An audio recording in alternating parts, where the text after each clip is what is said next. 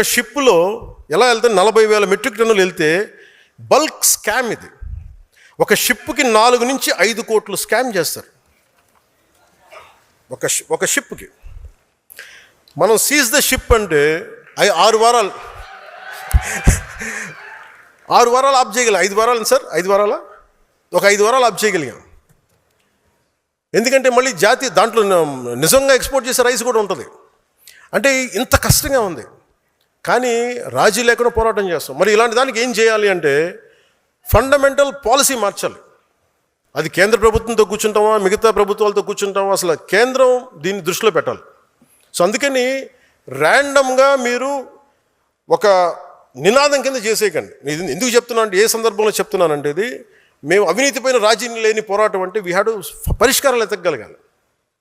ఇది ఎందుకు ఉత్పన్నమైంది, ఎందుకు వచ్చింది సమస్య, దీన్ని ఎలా సర్దగలం, దాని మీద మనం ముందుకు తీసుకెళ్ళాలి. అందుకని